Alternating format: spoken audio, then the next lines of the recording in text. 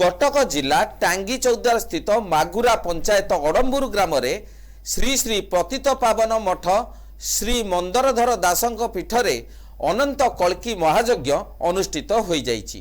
महायज्ञर द्वितीय संध्यारे अश्विनी कुमार दासंक संरचना मुख्य अतिथि भावे टेट्राहेडन महाविद्यालयर अध्यक्ष त्रिदेव बेहेरा सम्मानित अतिथि भावे जोग देइथिबा बेले गोविंदपुर पंचायतर पूर्वतन सरपंच भुवनानंद राउत, विवेकानंद शिक्षा केन्द्र अध्यक्ष मानस कुमार साहू, मंदरधर दास पीठर संपादक सुमंत कुमार महांती प्रमुख अतिथि भावे जोगदेई आजिर समाज रे शिक्षार महत्व संपर्क में मत व्यक्त करथिले। जय जगन्नाथ। सुमंत कुमार महांती, महापुरुष मंदरधर दास पीठ हूँ जड़े सेवक। एठारे आमर अनंत कल्की महायज्ञ अनुष्ठित होउछि।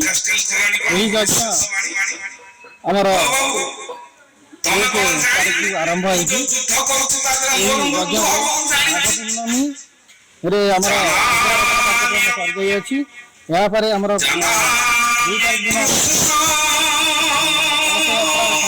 स्थापना कार्यक्रम होइछि। मंडली द्वारा रास गायन पंचसखांकर भजन गायन होइछि। यहाँ पर द्वितीय दिन आमर आंचलिक कलाकारवृंद माने ओडिसी एवं भजन आधारित नृत्य परिवेषण करथिले।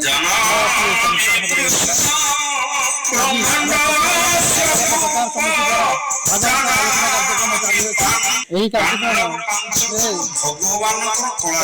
भागवत प्रचार समिति आसी भागवत कार्यक्रम ग्रहण कर 5 तारिख दिन और 6 तारिख दिन रास मंडली सरस्वती माँ रास मंडली परिषद आसी रास कार्यक्रम रखिंट रास कार्यक्रम करेंगे। मालिका अनुसार यज्ञ अनुष्ठित होउछि। शिक्षा एक माध्यम जहा द्वारा मनुष्यर पूर्णतार परिप्रकाश होता है बोली अतिथि माने कहिथिले। चौद्वारू तपन कुमार साहू को रिपोर्ट, NTV।